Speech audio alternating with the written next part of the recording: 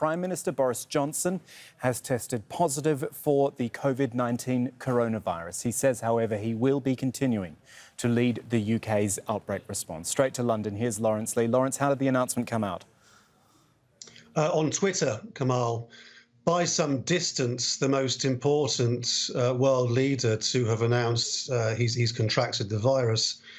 The coronavirus, frankly, has the epicenter of it in London, which is the epicenter of the country. The epicenter in London has actually been around Westminster.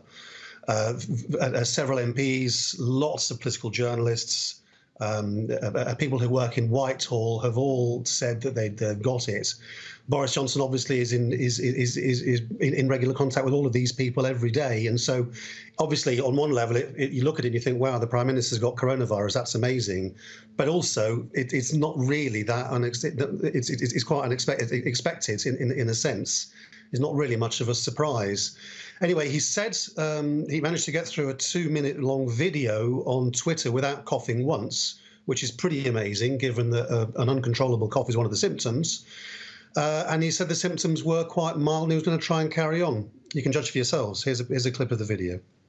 I've developed mild symptoms of the coronavirus, that's to say a temperature and a persistent cough. And on the advice of the chief medical officer, I've taken a test that has come out positive. So I am working from home, I'm self-isolating, and that's entirely the right thing to do. But be in no doubt that I can continue, thanks to the wizardry of modern technology, to communicate with all my top team to lead the national fight back against coronavirus.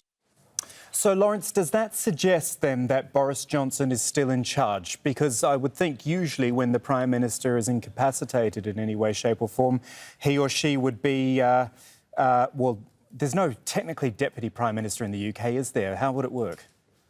No, it'd probably be the Foreign Secretary, Dominic Raab, but I don't think it doesn't look that serious unless it gets a lot worse very quickly. And he's, I mean, governments are doing business by video conference nowadays anyway. And so I suspect it's probably not going to be any different. The Health Secretary, Matt Hancock, he's going to have to self-isolate too, because he's been the only cabinet minister holding any sort of daily discussions with Boris Johnson. So again, it would be unsurprising if he announced he got it as well at some point in the next few days. The more interesting thing, Kamal, just briefly, it's actually been the public response, because you remember a couple of days ago, Prince Charles announced that he'd got it. A lot of people, rather than expressing concern for Prince Charles, said, well, how come he got tested for the virus when doctors and nurses and the public aren't getting tested?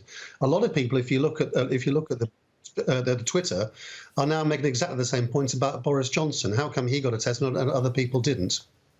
Thank you for all that update from Lawrence Lee there on the news that Boris Johnson, the British Prime Minister, has tested positive for coronavirus.